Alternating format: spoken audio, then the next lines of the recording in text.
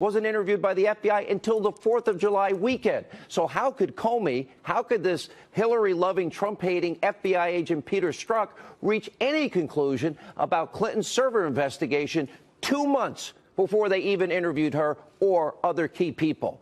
The fix was in. Plain and simple, we now have the evidence. And Fox News legal analyst Greg Jarrett says what we just laid out could mean James Comey is guilty of obstruction of justice. That is a crime. That is a felony.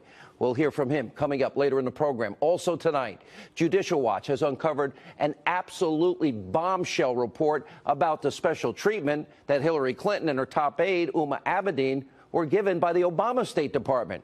We now have documents that were obtained through the Freedom of Information Act. It shows that Clinton and her top aide, they were given permission by the State Department to remove both electronic and physical records that they claimed were, quote, personal and, quote, unclassified and non-recorded materials. According to Judicial Watch, this includes records of Hillary Clinton's calls, her schedules, which conveniently will not be made available to you, the American people.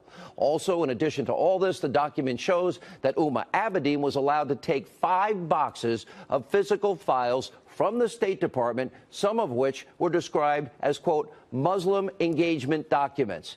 This is beyond outrageous, and it shows that there's a different set of rules and standards for the Clintons and their allies, a two-tiered justice system we have been talking about and warning you about. Make no mistake, this shouldn't be surprising, because it is all part of a pattern when it comes to the Clintons. The fix is in all the time. Fix is in against Bernie. The fix is in here. The fix is in on other issues. Removing, destroying documents, that's now just part of Clinton's standard operating procedures. Now, remember, Clinton on her own, 33,000 subpoenaed emails from her personal server. Remember, she deleted them, she acid washed them, she used bleach bit, and guess what? Her raids were smashing mobile devices with hammers. And by the way, they gave the other mobile device to the FBI. It didn't have a SIM card. It was useless. Why? Because Clinton claims they were personal between her and her husband, who doesn't email. And it was about a wedding, a funeral, and yoga and grandkids.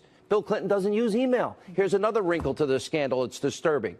It needs to be investigated. According to documents that Judicial Watch received, Clinton's calls, her schedules, were blocked from being made public and were allowed to be removed. Well, that's interesting when you consider this article from the AP in August of 2016. The headline, many donors to Clinton Foundation met with her at state. And the article goes on to detail, quote, at least 85 of 154 people from private interests who met or had phone conversations scheduled with Clinton while she led the State Department, they all donated to her family charity or pledged commitments to its international programs.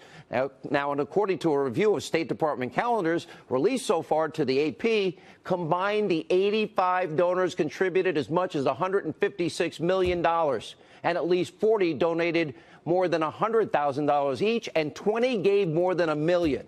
So is that why Clinton and Abedin wanted to remove records of Hillary's calls and schedules? This would have come out in the campaign, and people would have been asking good questions? Now, Judicial Watch President Tom Fitton, he will be here in just a few minutes.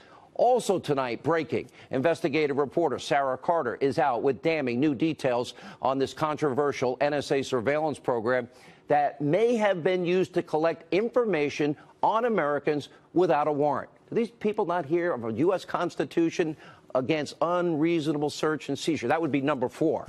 Sarah Carter reporting that numerous former intelligence law enforcement officials are now blowing the whistle on this potentially dangerous conduct in the way your government is conducting surveillance.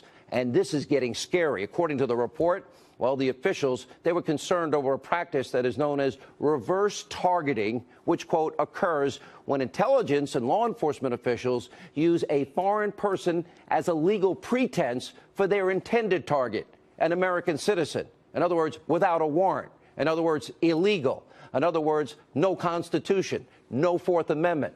Now, Sarah Carter will also join us in a moment to explain how this practice may have been used as a political weapon. How often have you heard me talk about weaponizing our intelligence community, weaponizing the system of justice we have in this country, dual system of justice? Now, also tonight, we have breaking information about how the anti-Trump, pro-Clinton text messages from that FBI agent, Peter Strzok, and his FBI lawyer girlfriend, Lisa Page, were discovered. DOJ Inspector General Michael Horowitz is now revealing that his office requested those text messages from government-issued cell phones of several FBI employees that handled the Clinton email case. In this particular case, there were more than 10,000 of them, text messages between Strzok and his girlfriend, Page. Well, as of now, 375, that's it, Fox News was able to obtain. Just those show a severe anti-Trump, pro-Hillary Clinton bias. Now, these text messages include calling Trump a loathsome human being, an idiot. Strzok and Page also disparaging and mocking Trump supporters. And that's just the start of it. Now, here's what is raising all kinds of red flags, and it should. In August of 2016, Strzok texted, "I want to believe the path you threw out for consideration in Andy's office, that there's no way he gets elected, but I'm afraid we can't take that risk." It's like an insurance policy in the unlikely event you die before you're 40.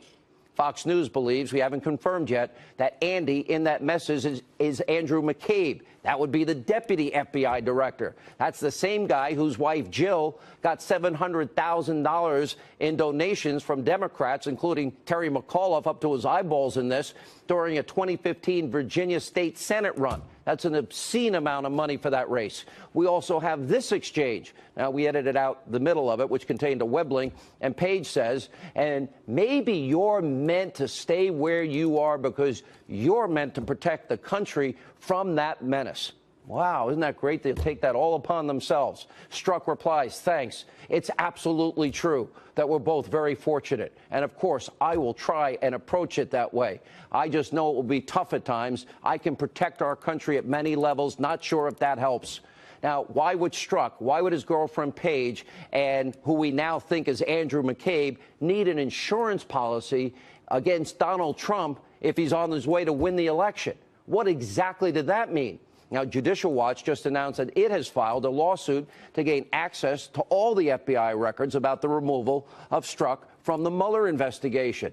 Here's what the deal is. You, the American people, you deserve answers. There's a lot at stake here. This all reeks of this deep state we've been telling you about and their effort to undermine a candidate that then became president. And the Wall Street Journal is reporting that this apparent meeting between Strzok, Page, and McCabe happened during the same time the FBI started its counterintelligence investigation into, quote, possible Trump-Russia ties. And as we've been telling you, this FBI agent, Peter Strzok, is tied to everything.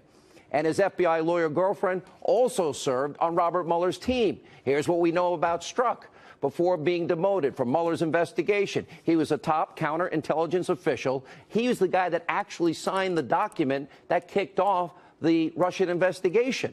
Strzok's team also oversaw the handling of the anti-Trump dossier, the Russian propaganda, when it was given to the FBI. He was in charge of the interview of former National Security Advisor Lieutenant General Michael Flynn. And this is where it gets really interesting. Given Strzok's anti-Trump, pro-Hillary text messages, he also played a pivotal role in this Clinton email exoneration so-called investigation. Now, this includes sitting in on Hillary's FBI interview. Remember, that was in July. In May, they already were writing the exoneration. He was also in the room for the interviews with key Clinton aides, Uma Abedin, Cheryl Mills. And this is the most damning piece of information when it comes to Strzok. He's the guy. He's the one that actually changed the legal standard language in James Comey's exoneration statement about Hillary Clinton from grossly negligent to extreme carelessness. Well, that allowed Hillary Clinton a get-out-of-jail-free card. That allowed the fix to be in from the get-go, even though we know she broke the law. What in God's name is Robert Mueller thinking to have ever put together this abusively biased, this corrupt FBI agent and so many other people that have agendas on his so-called investigative team? Mueller claims to have, impeccable integrity, a sterling reputation. Why would anybody allow that to happen? And then again, that all seems to make sense when you consider all the Democratic donors that Mueller has handpicked to be part of the investigation. Now, these investigators have given over 50 grand in cash to Democrats, including Barack Obama and, you guessed it, Hillary Clinton. Just one donated to a Republican, and none of them gave any money to the Trump campaign. This entire investigation is corrupt to its core. It has now become a witch hunt. And it's now the time where Jeff Sessions needs to do his job. It's time for you, the American people, to understand this. According to a new poll, 54% say Robert Mueller has a conflict of interest because of his friendship, he's BFF with James Comey. And as we've been telling you, these two are best friends. And as Fox News legal analyst Greg Jarrett has pointed out on many an occasion, their relationship could also actually be a violation of the law. Calling Attorney General Sessions, where are you? Step up and do your job.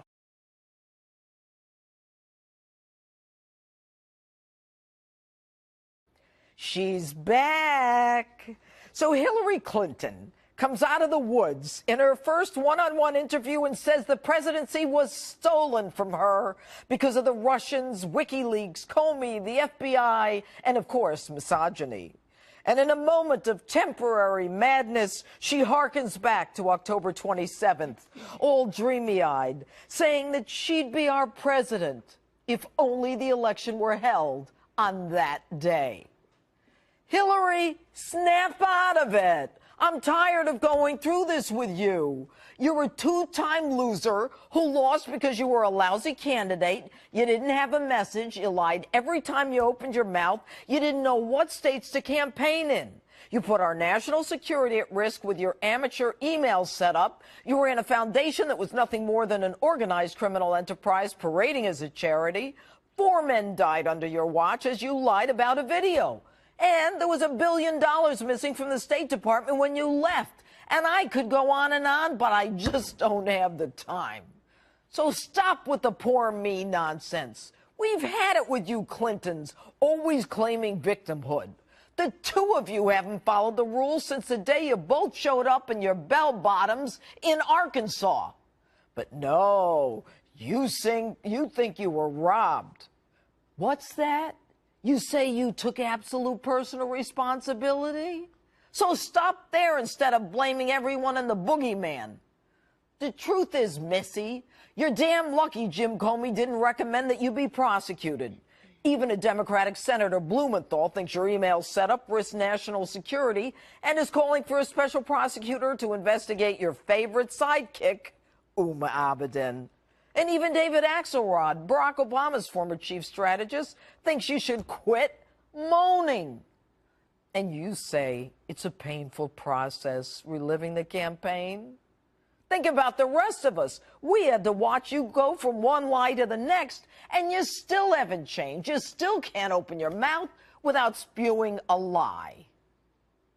I was waiting for the moment when one of the people asking the questions would have said, well, so exactly how are you going to create more jobs?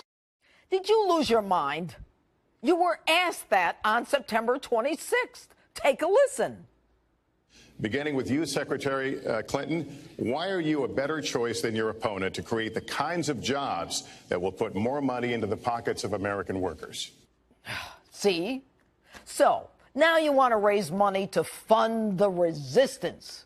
What are you resisting? You're nothing more than a sore loser in a party that still can't figure out who's on first.